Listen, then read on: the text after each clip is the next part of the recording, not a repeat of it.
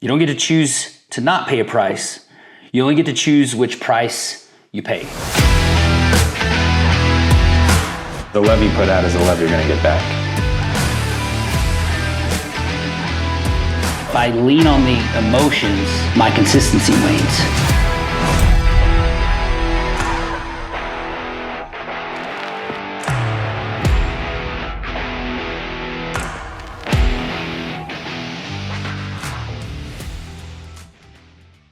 Welcome to another episode of Price of Purpose. I'm Jeremy.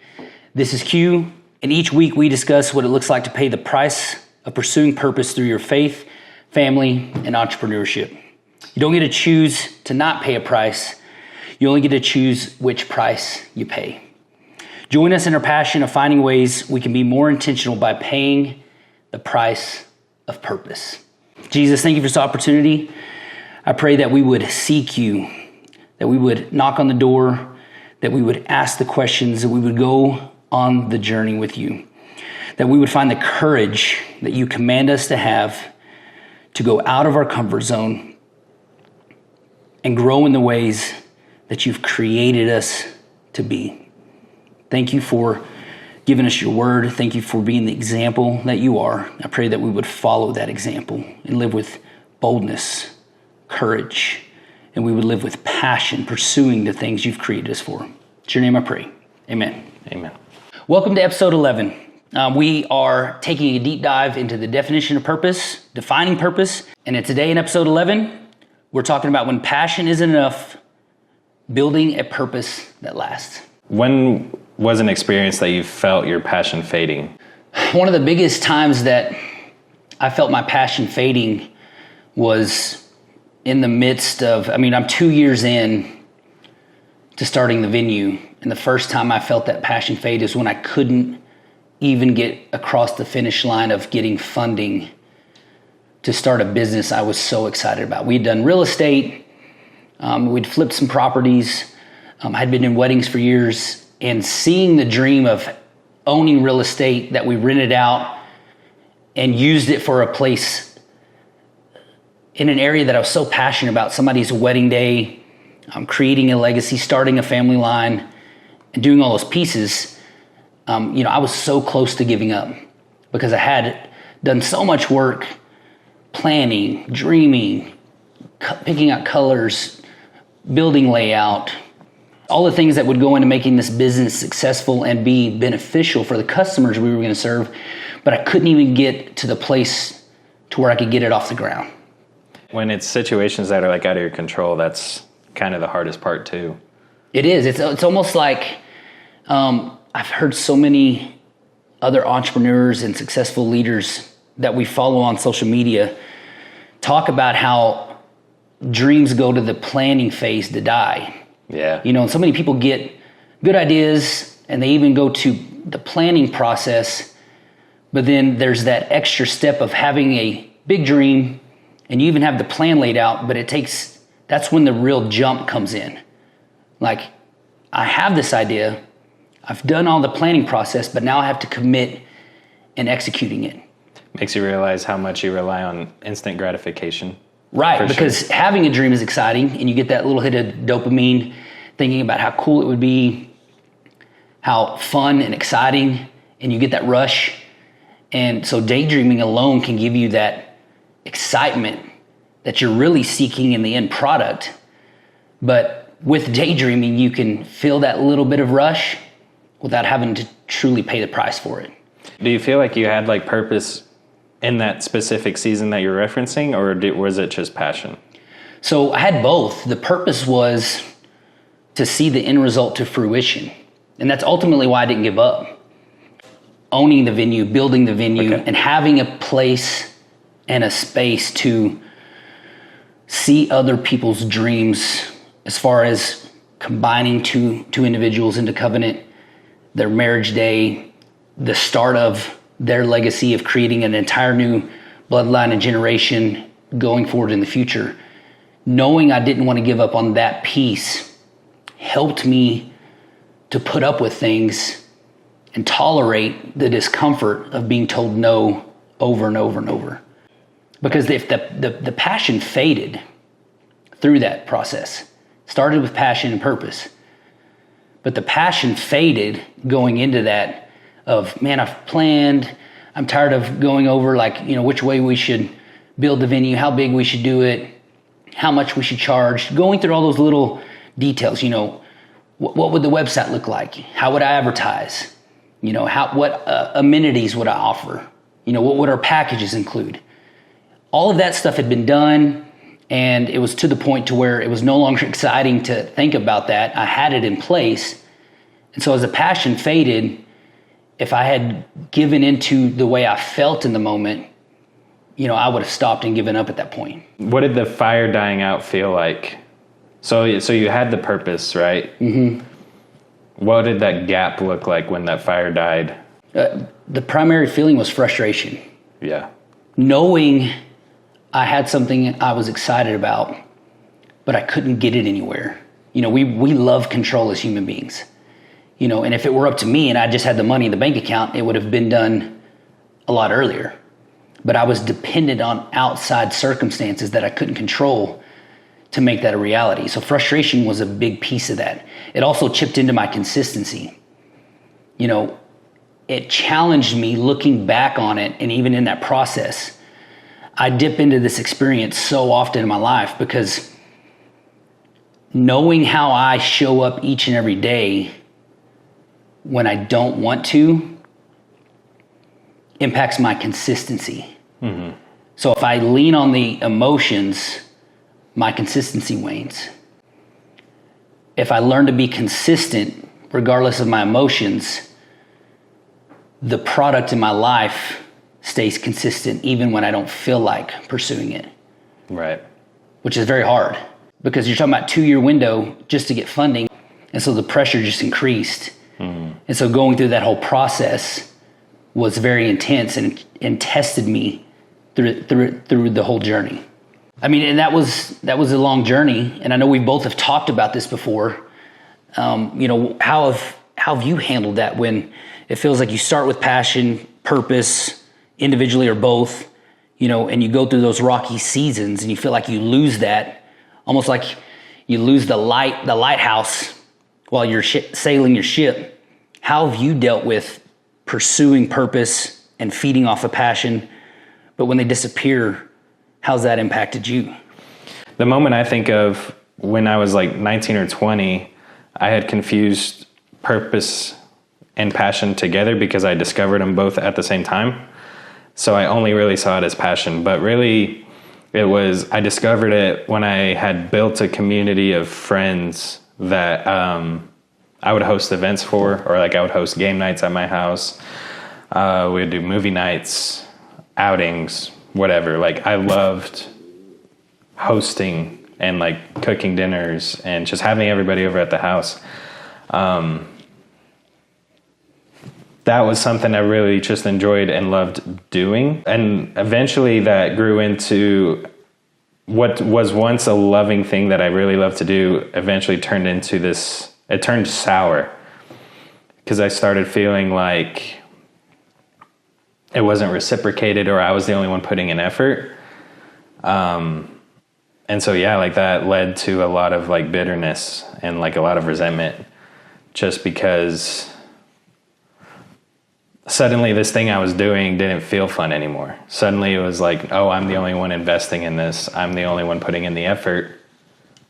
So I kind of let the silent expectation of receiving something in return affect the way I looked at the situation. So let me ask you something. Expectations can be healthy, but you brought up something that was, I think, key. You talked about silent expectations. Expectations and perspective are huge. How do you balance that with what to communicate as expectations and what also to say, hey, that's a little over the top? Mm-hmm. How do you find contentment in what is being given in the relationship? So before I answer that, I do want to note at the time of this, before I reflected on any of it, I had forgotten that a lot of people in that group were actually offering to host some nights or to chip in and pay for something. Okay. So like, yeah, I overlooked that at the time.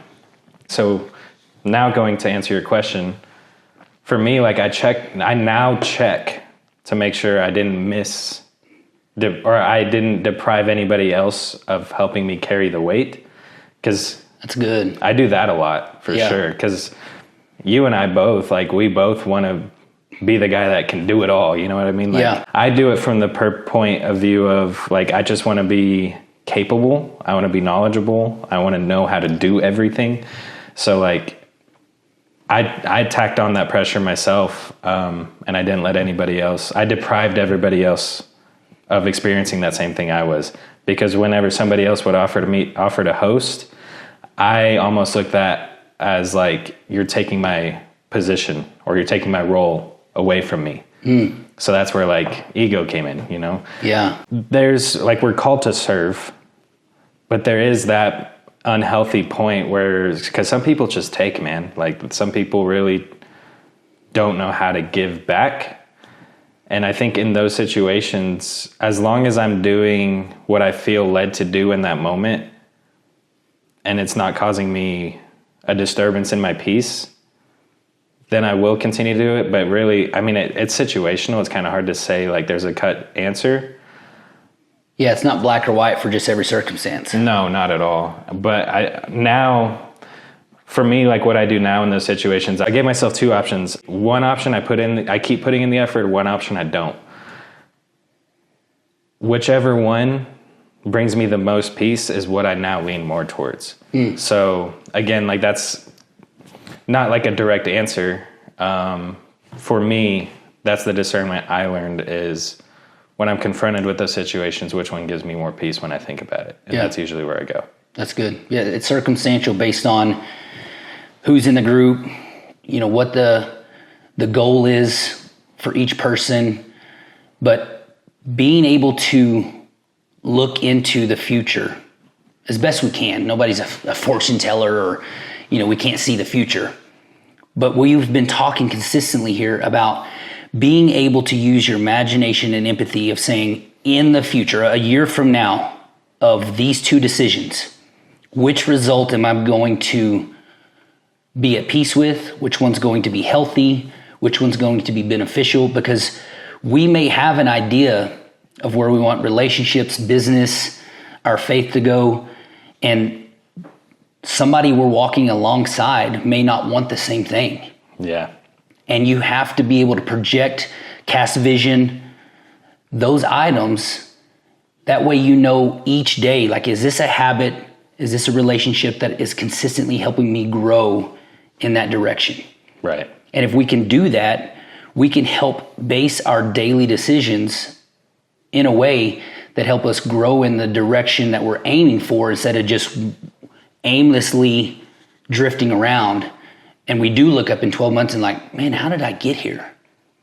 Being disciplined in that area, whether it's, I mean, just starting personally, forget building a business, forget, you know, our jobs and our careers, but just personally, you know, if we can get disciplined in looking into that future area and setting those goals daily, when we wake up, we will do things even when we don't feel like it to make sure we're staying on that path so that 12 months from now will be a version of ourselves that has grown and has improved because we've consistently stuck with the goals we looked at in the future. Like what you said about other people, it's so important for the other person or for whatever your effort to be reciprocated. That's important in a healthy relationship. And I think if you are in a position to where you realize that you have given a lot of unspoken expectations, the best course of action in that moment is to go to whoever you put this expectation on and humbly apologize and say, hey, I have been feeling this way. I've been hurt. I've been uncomfortable for a long time. I'm sorry that I gave you this expectation. I just didn't realize it. If you can approach that situation like that, now you've put the ball in their court. Now it's up to them to say, okay, you know, now that I'm aware of this, now I'm going to start being Right. more aware of it, now the cycle can continue. Or, unfortunately, sometimes the other person's going to take that and say, you're asking too much. And not to say you can't work through that too, but at least that gives you your next step. But the first step is you taking accountability of saying, I did you an injustice by putting this this unspoken expectation on you. Yeah. Because nobody deserves that. That's not fair. No, yeah, because clear communication, consistent communication. I mean, some of it, having these difficult conversations can be so difficult. But when we keep those silent, it does lead us to a place of just resentment and bitterness because they have no idea. Nobody's a mind reader, and those can be difficult. But understanding is a huge piece of also going in that same place. And I think that's where that burnout comes in too, is you have to ask yourself, what did you expect? Yeah. I always resort to that question at some point of what did I expect? And it's usually, okay, well, I expected to have a studio by then, and I've been working my tail off to get here, and I still don't have a studio. So it's like, okay, well, what was that for? You know? Yeah. If it involved other people, if the situation involves other people, what did I expect, and did I communicate that to them? Yeah. Because if I didn't communicate that to them, I have no room to put them at fault for anything. Yeah. Because I didn't communicate it. Yeah. So really, if there's other people involved and the expectation hasn't been spoken, everybody's just running in their own different directions, and there's no alignment. It's just a very wide net of energy just going out with no direction. Yeah, it reminds me, through my years of coaching, it's like having a football team out there and all 11 people on offense are running a different play. Exactly. But they're all wanting to score. They're all doing what they think is the best way to achieve it. Yeah. So how do you handle when both sides do clearly communicate? We figure out we do have the same purpose in mind, but you realize ultimately the way you've come together to attack the problem is not a way that you'd prefer to go about it, but you're on board anyways. How do you handle being flexible in that situation? You have to learn to compromise really quick. That's huge, yeah. Not change the end goal, but also you have to trust. You have to be able to trust everybody else that's involved to carry their share of. Yeah. And I think the hardest part for me, at least in that moment, is, especially right now, dude, like I've been running solo for so long. It's so hard for me to delegate because I know nobody cares as much as I do about what I do. Yeah. I'll use this example. So my wife is picking up photography. So I communicate, like I've communicated to her kind of like what I need. Like if we're both on a shoot together, I'll give her the expectation of what I need her to focus on. Mm-hmm. But really, like I've had to really learn to just hands off. I communicated that to you. Now it's you. Now this burden is shared and you're carrying your load. The trust piece comes in, yeah. Definitely. And it's been hard, but it's also been really liberating to push myself to say, I trust you with this thing. Yeah. Because the beautiful part of that is now she has the ability to learn at her pace, so that way it sets in for her. And she can come to me and ask questions without me feeling like I'm constantly over her shoulder telling her how to do it. She's getting to experience what I got to experience, and the joy of like the discovery of how everything works, like, oh, mess with the different angles, mess with this. She gets to come to me and say, like, look at this that she did. She now has ownership of that, because if I'm only focused on my end goal, she's doing this for me. Like she's taking these pictures looking for my validation, when what I want for her is to receive her own validation and see how good she is at it and all I did was kind of just point her in a direction. Yeah. That's the coolest part. And that's such a fresh concept that's been given to me too, because I've tried working with people in the past and it's always been disappointing. because, yeah, that level of care wasn't there. But the level of care wasn't there because I gave them a box. I put them in a box and I said, you have to play in this box. Yeah. You know what I mean? So compromise, I think, is the biggest. Compromise and learning to let go. Which is hard for us to do. Yeah. You have to share that responsibility for sure. Yeah. Going back to my example of the football team running a different play, you know, as long as we're all trying to score, get in the end zone, you know, I am one of those people that, you know, hey, I think we should throw the ball. And I'll, you know, say my piece. But if everybody else, the majority's wanting to run the ball, done. Okay, if we think we want to run the ball, let's get it. Let's just all be on the same page and let's move that ball down the field. And then it's up to you to play your part. Because if you go off and run the pass play like you wanted to, the rest of the play collapses. Right. But you have to put your ego aside for a second and maintain that humility and say, you know what, this is the consensus of what we're going to do. So I will now readjust what role I'm playing in this. That's totally true. And it's also my responsibility that when, like, let's say if the run play gets stuffed, to not come back to the huddle and be like, I told you so. I was right. Yeah. It is to say, hey, I said yes, I agreed to this. Yes. Practicing compromise, practicing sacrificial love, saying I'm going to give up what I would prefer or what I want, or like you were talking about, the control factor of it. And since I said I'm all in on being with the team, we're going with the run, coming back in and saying, hey, we gave it our best shot. Let's do it again. I wouldn't want my marriage or my kids or my coworkers or the people that have trusted me in my team and the business I created to come back and say, like, I told you so. You let us down. That was a terrible choice. We're going to make bad choices. We're going to miss seeing opportunities and say, you know what, I think this is going to work. And it just doesn't work.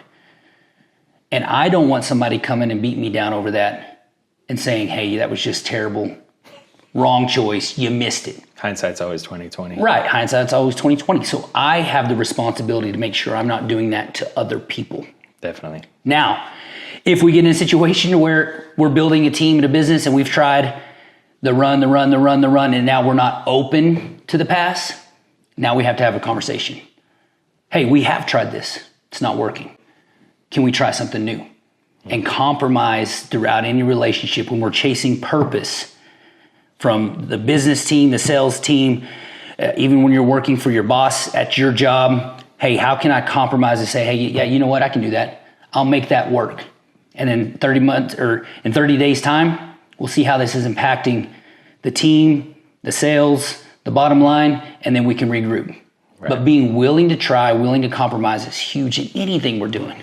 If you have more people aligned with the purpose, when that passion does die out, having that unified community backed behind it, it's a lot easier to go through that. And I'm unified community, meaning a football team, a marriage, a friendship.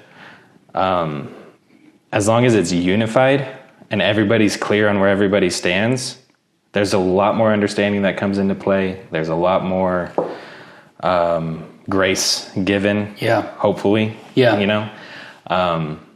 Because you need those people. I've gone through those seasons of when the passion died and I was alone. Yeah. And I didn't have like the support groups. I didn't have really, like, I had our weekly meetings, but that was about it. And those are brutal. But if I had utilized people that I was surrounding myself with and shared my purpose with, or like if I shared this weight with them, it would have been a lot easier. And I would have felt more capable of enduring those dry seasons when that passion ran out. For sure.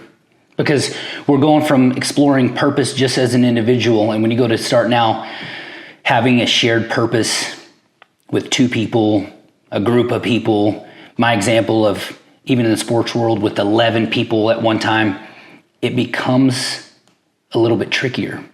Because it's one thing to drill down your own purpose and be consistent in that and push yourself to be accountable to that purpose, even when you don't feel like, when the passion is fading. And honestly, it's even more important in the adverse moments When you have a group of people that have the same purpose, we're talking about good communication, we're on the same page, we're compromising, we're sacrificing for each other. When it does go bad, that's when you need that shared purpose together as a group, because you do have people picking you up saying, hey, we're going to try it again.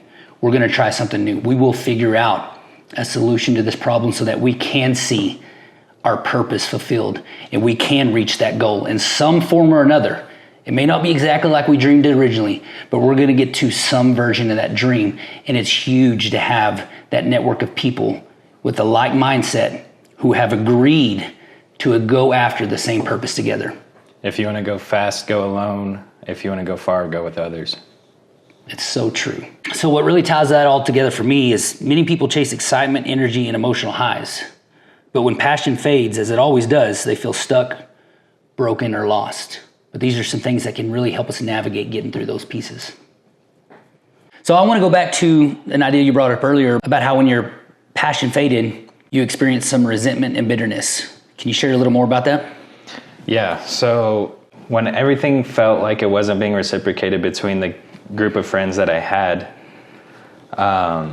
at one point they started distancing themselves from me, and I wasn't sure why, until I realized that I was looking at every relationship as a transaction. And I became aware of this whenever I realized I would only contact my parents when I needed something. And we would go months without contact, and we lived 10 minutes away.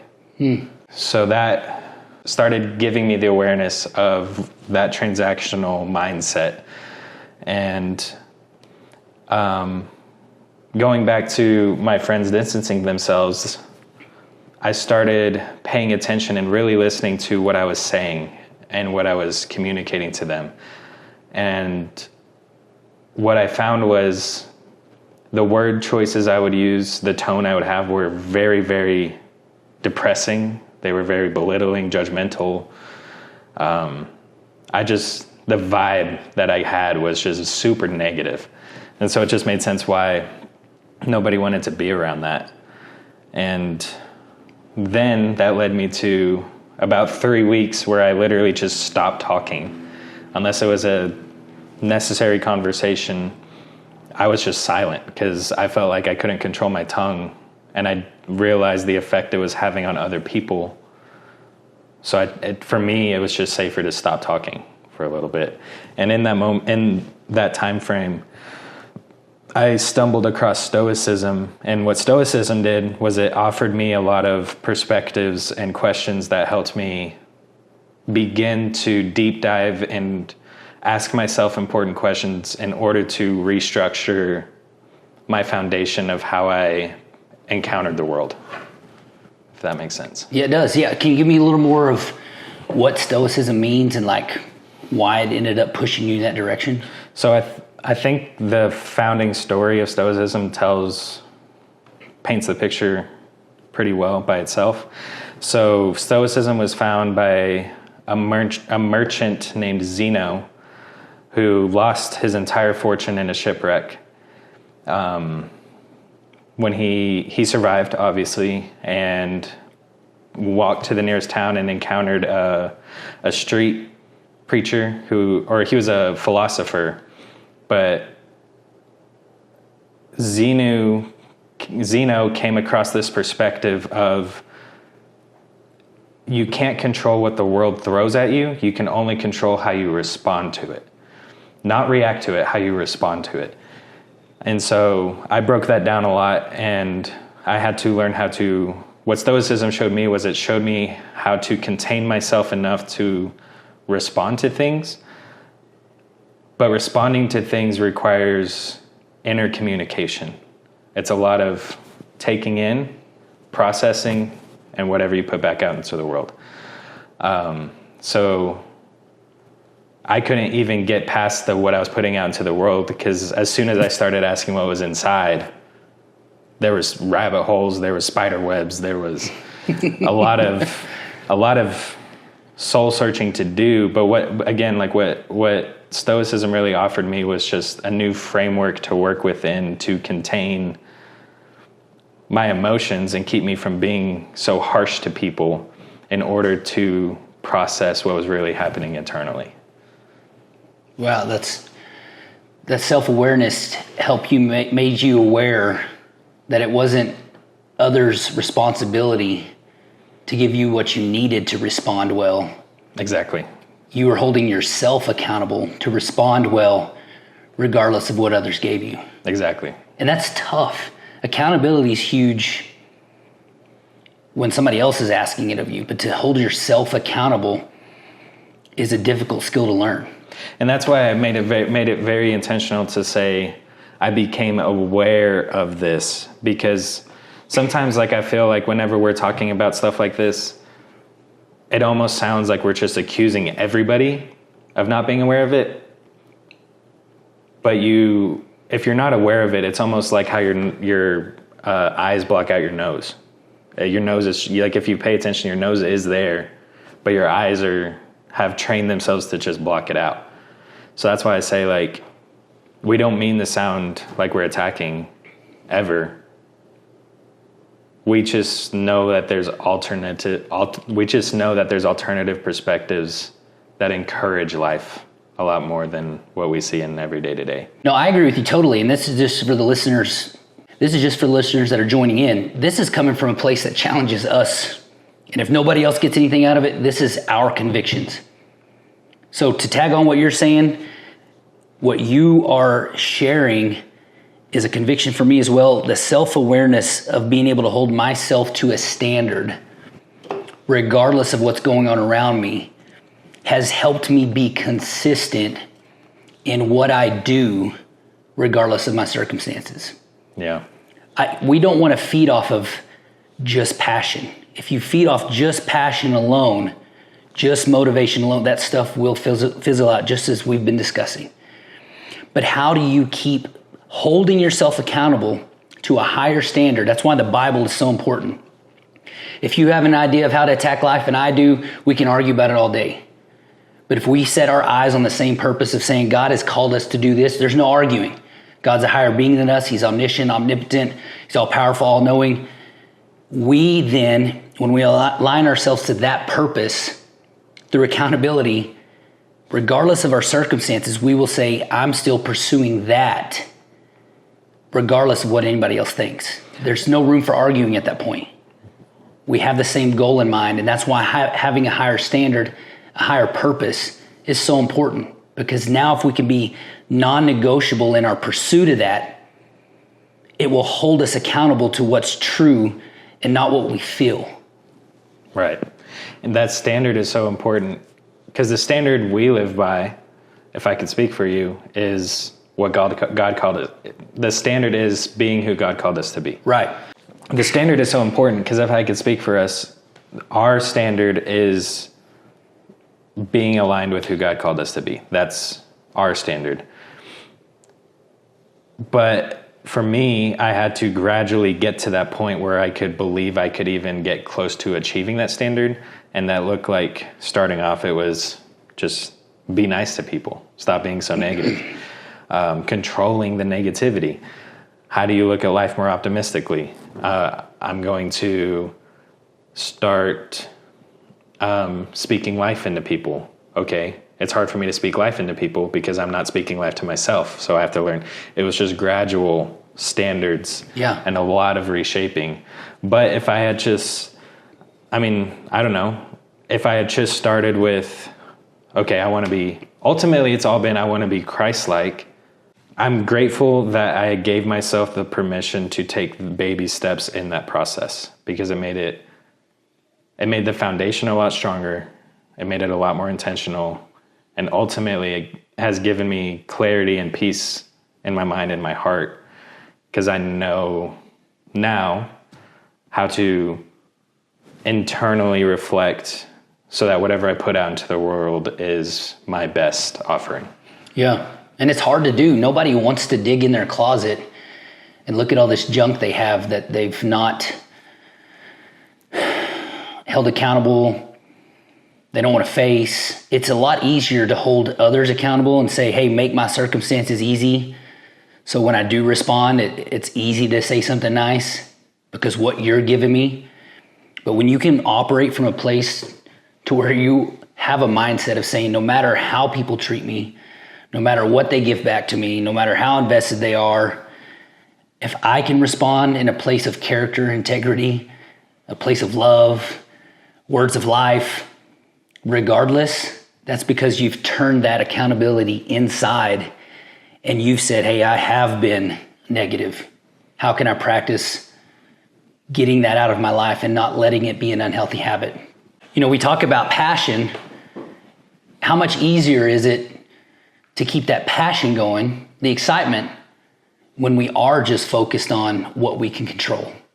You know, when we really are playing the victim and talking about how others' words and actions and lack of investment or whatever it may be, they're holding us back or pushing us off course. When we focus on those things, it can easily kill the passion, the excitement, the thrill of the journey. But if we really talk about, you brought up stoicism, how we respond versus just reacting. If we can really take ownership of that and hold ourselves accountable to how we see the world around us, it's easier to keep that passion alive. Now, we don't always have to feed off the thrill of the ride and the emotions. That's not what I'm saying. But it is easier to keep that passion and excitement alive when we are just depending on ourselves to keep our perspectives in line, to hold ourselves to that higher standard.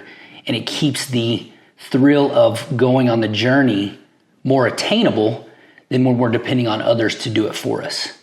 You know, looking at that too, this is a very spontaneous thought, but I almost look at each one of those stepping stones as my purpose at the time, because that purpose did adjust, because the purpose started off as just be nice to people. And then the purpose was speak life into people. I heard the insight that you act in correspondence to what you believe. So constantly chipping away at my standard was an exercise in that purpose evolving into something bigger, because ultimately, if I can maintain internal peace, everything I'm going to express to the world, everything I'm going to put out is coming from that place. Yes. Yeah. The source is a much more pure and genuine place instead of being jaded, resentful, like you were sharing. It's so easy for us to get in that spot, focusing on our external factors. But internally, if you can say rain or shine, you know, if I got a lot of money or a little money, regardless of my circumstances, I know who I am and what I'm trying to accomplish. You can genuinely put your next step forward and simply keep moving forward. I mean, this reminds me of things that I've done in life that I'm so thankful I continued to try even when passion faded. And looking back, I'm thankful because of the result it produced. I didn't give up in the times when I couldn't see the result. And it has applied. I know it sounds silly, but running those races have impacted me on a spiritual level, a family level, a relationship level, to say, hey, I know you don't see it now, but if you'll keep doing the things you know are helpful and beneficial, it could be 6 months down the road, 12 months down the road, 10 years down the road, you're going to get a result that one day you're going to be like, I'm so thankful I didn't stop doing the things that were important just because I didn't feel like it. Can you give me an example of your internal conversations on those bad days? Man, that's tricky. It was kind of a variation of some, you know, a lot of times I would distract myself with thinking about other things. Some of them were as simple as, hey, just focus on your pace and making sure it's roughly around the same time so you know you're staying on track. There were days where it was so bad to where I'm like, okay, my pace is, 7 minutes and 30 seconds per mile, shoot for 8 today. And even though we're falling off pace, I'm at least out here doing it. Giving myself the grace to even miss the pace. I struggled with that at first. I thought if I didn't keep improving it, or at least hit my consistent pace, that I was falling off track and that everything was going badly and I was failing. It's because you had that soda this weekend. Right. Yeah. And beginning to realize that showing up is more important than allowing myself to be deterred because of an expectation was a huge lesson for me. Being in the race as opposed to allowing myself to quit because, I had some expectation or I felt like I messed it up or I made a mistake or I'd failed was a huge perspective shift in my life. So what about going even farther back, even before you start running? Like, because there had to be those days where like you woke up and you're just like, yeah, not today. Like, do you ever have those? Because you just have that dog in you. So like you just have that, or what's that? That border collie energy, So yeah, maybe, no doubt. Yeah. Maybe you don't struggle with it as much. No, I did. But for me, like, I don't advocate for myself internally as much as I would like to. Like, what the conversation looks like. So, especially if I miss a day, if I miss one day, that next day, it's real easy for me to come in and say, yeah, I can do one more day off. It's okay. And then suddenly I haven't gone for a month, So what does that conversation look like to even get to where you start running? I guess I'll say this. One of the biggest pieces for me that I think helps me in those moments is I am a big dreamer.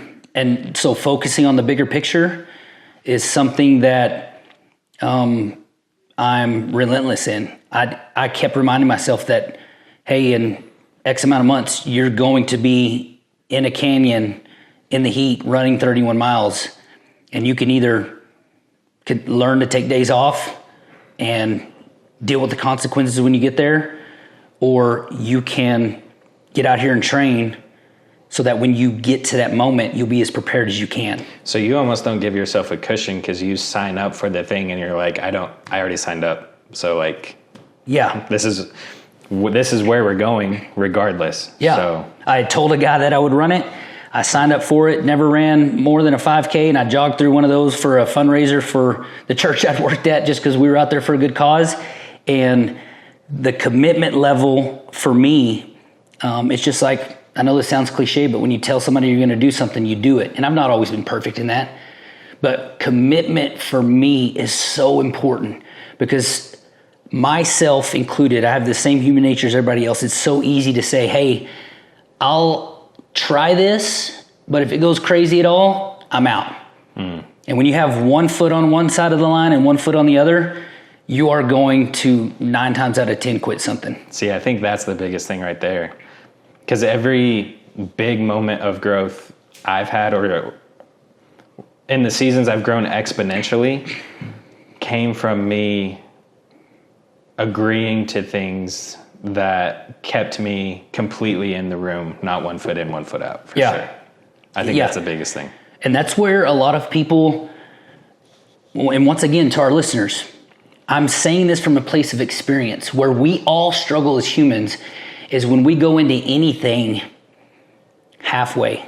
I mean, I'll be honest, if you go into stuff with 90% commitment, you're setting yourself up for pulling the ripcord on the parachute. When you can have the mentality of, if I'm doing this and there's no negotiating, and I was going to show up to that race, and I knew I would show up to that. If I'd taken a bunch of days off and given myself room to say, I'm going to take a week off, and it had turned into 2, whatever, I was going to show up to that race, and it was going to hurt. It hurt already going through all the training, but I knew I was going to show up. So since I had left no room for negotiating, I had already made up my mind. I'm not calling my buddy and saying I'm not doing this. Hey, I didn't train enough. None of that was an option for me. And since I had that level of commitment, it helped me have the fuel to train. Because I had 2 choices: show up and just get brutalized because I didn't have the discipline to see it through, or show up and be as prepared as I could. And I'm thankful, once again, of the commitment level, and there's no negotiating room of backing out of this. If we can apply that to the same with the venue. I mean, I knew if I could get the funding, I was all in. We literally finished painting the bathrooms for our venue on the day of the wedding. We were 7 months behind. Our builder got $91,000 out of us that he used for other projects. We were behind the 8 ball, but I had customers who had purchased wedding dates during the building phase that I knew, regardless of whether we just made those weddings happen and we had to foreclose because we were going under, I was going to do everything I could to make sure that they got their wedding day because we said we were going to. Between those races and the wedding venue is two of the most proud moments of my life because I faced some of the most overwhelming circumstances, physically, emotionally, spiritually. And since I didn't give myself room to pull the parachute because the circumstances weren't matching my pursuit of a bigger purpose, when I was able to reach the finish line and see that purpose, those were more rewarding than when I've pursued things in my life where everything went really well. Well, and I think the contrast in each of our examples really also relates back to the story of Cain and Abel. Because Abel presented his best efforts and was blessed for it, and Cain put his mediocre efforts in, and God was ultimately disappointed in it. Yeah, and he didn't like being called out for it. Once again, the accountability piece is hard. But to have that accountability and somebody say, like you were saying earlier, you can't handle the truth. The truth is hard. It is, especially when it comes in a loving way. But if you can hear that and adjust, pivot, and grow, great. But he didn't like it, didn't want to address it internally, and he lashed out because of that. Right. Yeah, he developed that spirit of bitterness. Yeah. Instead of changing something internally, he was trying to change his outward circumstances to match where he wanted to stay in his comfort area. Exactly. Yeah. We learn so much more about ourselves in a place of discomfort and facing adversity than we ever will be in a comfortable place. So how do you encourage somebody to encounter their own uncomfortable situations, with whether that's internally or with other people? How do you encourage somebody to take that challenge on that's never done it before? Ultimately it's up to them. But having these conversations like we do, having this podcast where you guys are listening and some of you are saying, I've never tried something like that. Find other examples of people that have done great things. Go try to find me a movie that's a blockbuster hit where from beginning to end, the movie is just comfortable, serene, there's no problems, no issues. And the movie ends and it's like, man, that was just a good steady, everybody was calm and collect. And sounds forgettable. There's not a single novel, book, magazine, newspaper. The news networks alone sell fear. And I'm not saying that that's always healthy or whatever it is, but adversity is what ultimately attracts us to exciting moments. Hey, yes. Could I do that? Could I be caught in that situation of that character in the movie where they faced overwhelming odds and they came through for themselves and for everybody around them and conquered their fears to be there for their family? Could I do that? Well, we watch a lot of those things, but we never act on them. We really try to avoid human nature. Our brains are wired for survival. We try to avoid those situations that puts us in a threatening opportunity. And instead of facing that and seeing what we can do and what we're capable of, we just simply avoid it altogether. So in the story you've been sharing, you've talked about how you were fueled with passion, how that did fade, and it led to some resentment, some bitterness. It led you to even stoicism, some self-awareness, some self-accountability. What's some other things that you did to keep navigating through that and come out of that? So, again, stoicism taught me how to stop reacting to things and learning how to respond. And after I became proficient in that and really learning to control the words I was saying and relearning how to interact with people, ultimately, that's kind of where stoicism stopped for me. It goes deeper, but foundationally at least, that's where stoicism stopped for me. And it led me to ask the question, okay, how do I now take this and from this foundation build real, genuine relationships, not relationships based on transaction? And that led me to, as cliche as it is, it led me to 1 Corinthians 13. Love is not self-seeking. Love is not proud. Love is not easily angered. And really, really reading that verse for the first time, it was almost like I was checking off every one of those tenets, and it was like, yeah, I get angered easily. Yes, I am a very proud person. Yes, I am not kind. You know, all of those boxes I wasn't doing. So ultimately what it led me to was by following what 1 Corinthians says about what love is, and just taking that and going into conversations or situations with that in mind of, no matter what, I'm going to be loving, I'm going to be kind, I'm going to be patient, I'm not going to boast, all of it. Walking into those situations, just trusting, it was really just a walk of trust with that. And that's honestly what carried me through to where I am now. And it showed me to build deeper, genuine connections with people, you have to love them. Yeah. And that starts with you. Because I think that's the cyclical nature, really, of the universe. Everything you do put in is what you get out. So learning to love other people opened up the door for me to be loved back in return. And that was so much more than just hosting parties or hosting, game nights. It was so much more than that. And it's not that I found this perfect stillness, because there's still moments, like, just because I learned Stoicism and just because I've applied 1 Corinthians into my life doesn't mean I don't have moments of anxiety or being overwhelmed or moments where I snap. Like, I still very, very occasionally now do lose control of my emotions. Whenever I'm encountered with moments of like anxiety, now what I do is I typically ask one of three questions. I usually ask, is this the pace I just need to keep going? Don't take on more, but definitely don't slow down. Maybe I just need to stay here and just lock in. That's the first question. Or do I need to realign with what God is wanting me to do? Because maybe God's trying to pull me out of something, or maybe I'm steering too far away. So am I needing realignment?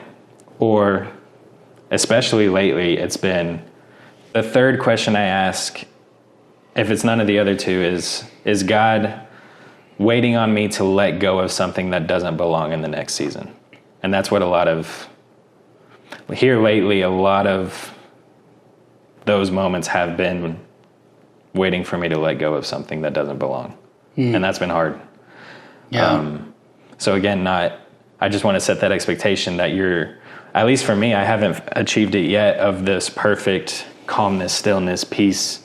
No, every day is a struggle, but I am more equipped to engage with the world. I have a higher tolerance for things because of these practices. Yeah. And I don't think the goal is it's not like you're going to have this perfect balance of, not being emotional or not even including those things in there. You'd be a robot. Exactly. But how we respond, your tolerance level, like you talked about, and our emotional muscles that we work out can become so much stronger so that we are more equipped to carry the weight of that adversity. If you're underneath a giant boulder, it's just squishing you like a bug, you're going to be screaming in pain and agony, and those emotions and that pain and, everything inside is just going to be screaming out. But if you are capable emotionally to lift that boulder, you might be grunting or clenching your teeth, but it's a completely different reaction. It is a lot of clenching of teeth. Right? What it is, yeah. But you can clench your teeth and then still respond in a way you're hoping to, that aligns with the standard you're holding yourself to, instead of just screaming out. Mm-hmm. And that's usually what happens. We're in so much pain and turmoil internally, and it's going unaddressed. We're not holding it in check. We're not putting ourselves in front of a mirror and asking why that's going on and working through that, sifting through, where did this pain come from? How did it start? Why do I feel insecure in this area? And really getting down to the root cause of what is causing those. We're just screaming out in pain and agony. We're feeling like we're unseen.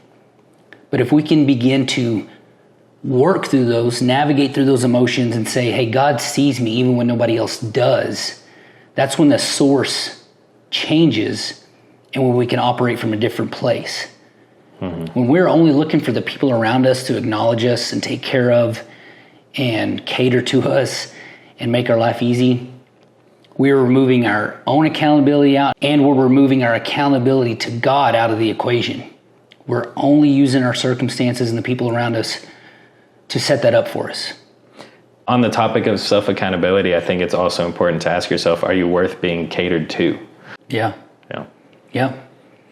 And when we try to derive our identity from others around us and circumstances, that's when you're going to be disappointed. And just like you were so focused on, and just like I have been in relationships, so focused on this one thing that's out of place or wrong, we're letting that one thing define everything. And we're not challenging ourselves to open our perspective to all of the good things that are going on at the same time that uncomfortable thing is happening in our life. Right. But when we change our source to where God is the only one that defines us, we stop letting people be the gods of our lives, their approval, their love, their affection. And when God is the true source of our definition, our purpose, our first source of love and support, it doesn't matter if anybody else is giving us those things, but that's what's so hard. God, we can't see him and touch him and feel him. And we do have these people that we love and care for and we want to interact with and get acknowledgement from and praise. We have to make sure those things don't trump God's expectations and his love and his approval for ourselves in our lives. That's so good. It has to start internally, and we have to take care of our responsibilities and hope, trust that others are doing the same thing. And that is where the most genuine relationships come from, when we're all shooting for the same purpose. We're all holding ourselves to the same standard of what God designed us to do. We're all looking to serve sacrificially for each other. And that's where the reciprocal part comes in, out of service. We're not asking like, hey, can you do this for me? Yeah. And then they have to ask in return, hey, can you do this for me? We're coming with saying, hey, I'm here to do this for you. Yeah. And then the other person in the relationship, or your business or your employees or you as the owner, are saying, hey, I'm now here to do this for you day in and day out. I'm going to show up to take care of my responsibility and to serve you sacrificially and to lead and give consistently to this relationship. How do you look at a situation where your lack of passion is more of like a calling to like deeper alignment, and it's not just a red flag? I would say, if you think about it, it's seen as a red flag for us as humans, right? Like, hey, the excitement's gone and suddenly it's like, oh man, something's wrong. But I think it's more of a green flag of saying, hey, how can I grow deeper into knowing me more and to be steady in these difficult circumstances? It's an invitation to grow and develop. So if you can shift your perspective just on that it's an opportunity to stand in front of the mirror again and say, hey, you know what's going on that's making this so, what's going on that's causing so much turmoil in my life around this specific area that I can grow in so that I'm more equipped to handle it. Right. Instead of saying, oh, this is going on in my life, there's a red flag, I'm losing my passion. No, like, how can you keep operating? How can you keep showing up for your family even when everything's going wrong at work? The economy's going sideways and interest rates are through the roof and our house taxes just went up again. monthly payment's gone up and all of these things are super expensive and gas is up and, how can I keep showing up? Those are all outside of my control. How can I keep showing up and enjoying the one thing that is consistent, steady while I still have them? It's my family. How do we keep from letting those circumstances bleed over into the areas that are beautiful and available to us and amazing? That's the trick. Yeah. Since our brains are so wired to survive, through science, it is actually shown that through the filter of our subconscious, your brain will actually focus on anything that is threatening or a problem because it's actually trying to get you to run from it. So our brains are wired to avoid problems, yet growth comes from learning to endure them and work through them. Yeah.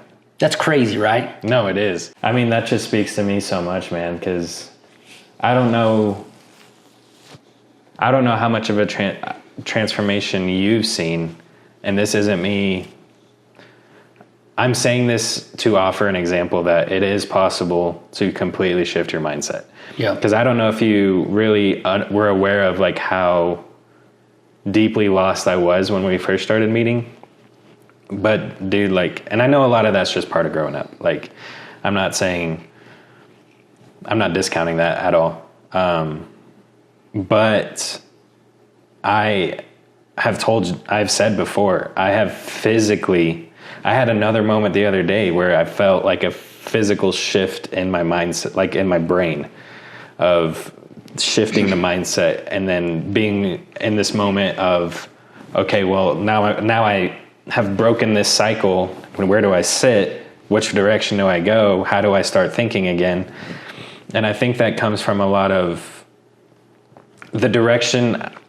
What has helped me find direction in those moments is really looking at the people I have in my boat and realizing that I don't lean on you for everything.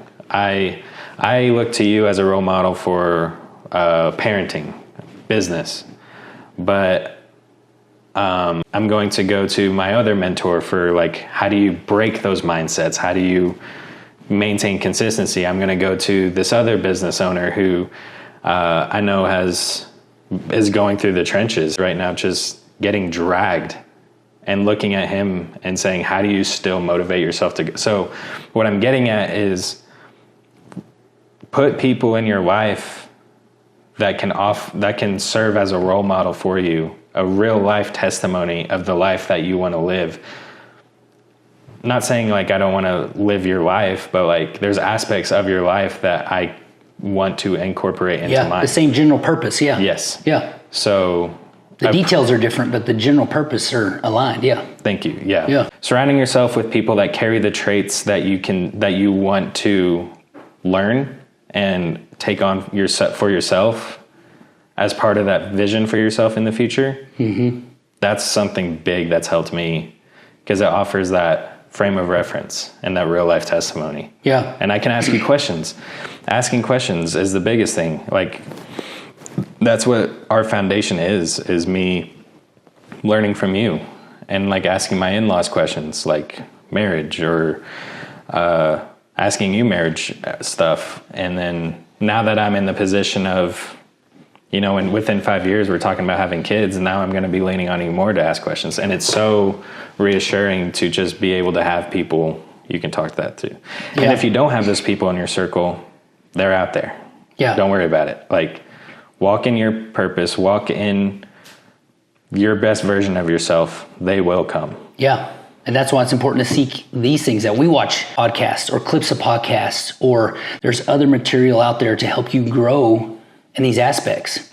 There's a saying that says, if you can't find the example in the world that you need, become the example. Yes. You have the opportunity and the responsibility to chase that purpose regardless if you have help or not. But as you chase it, like you're saying, we have found the people that have the same purpose and the same mindset that we can lean on each other to help us run the same play, try to get in the end zone together, try to score in the same manner, in the same discipline, because we're all like-minded in our pursuit of what we're trying to accomplish. playing your role in the body of Christ. Yeah. So we're talking about being stuck. So like, what encouragement would you offer somebody that's currently feeling stuck right now? That's good. If you're in a situation where you feel stuck and you don't know up from down, you don't know which direction to go,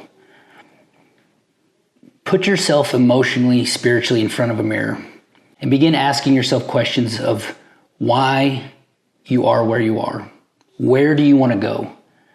If you can begin to answer those questions and navigate through those things, you can begin setting a goal and a purpose for your life. Not what others expect of you, not what even that fearful voice in your head says you should be doing, but what is it that you feel like you are called and created to do? And when you have that, don't apologize for it. Don't feel insecure about it. Don't feel like you have to have somebody acknowledge it. You may be alone in that. We have felt so misunderstood because we have chased ideas and dreams that do not fit the societal norms that are pushed on us all the way from grade school up.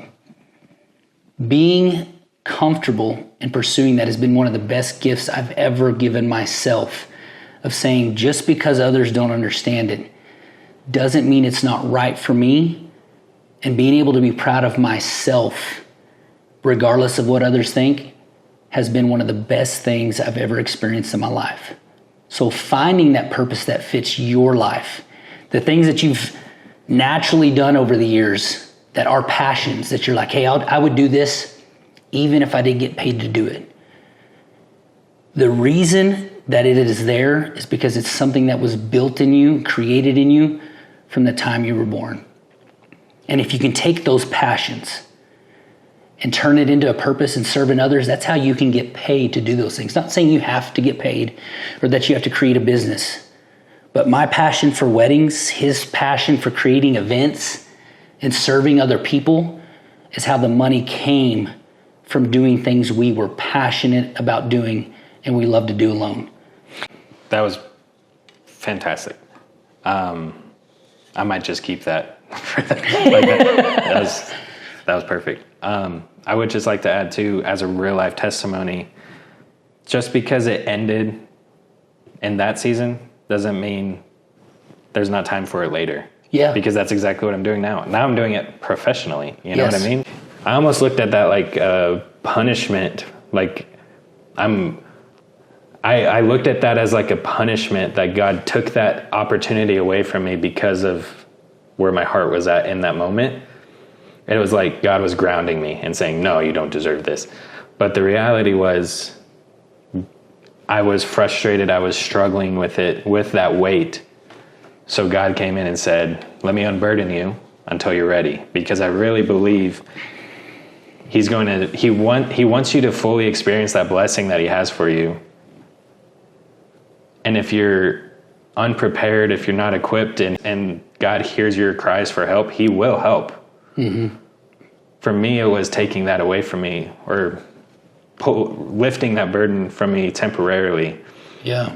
But I just want to offer that as encouragement too, that just because it wasn't the right time in that season, maybe, doesn't mean I can't come back. That's so true. It would be the same as if I gave my 12-year-olds the keys of the car and said, just go drive. It is our Father, Heavenly Father's responsibility to train us, equip us, and grow us.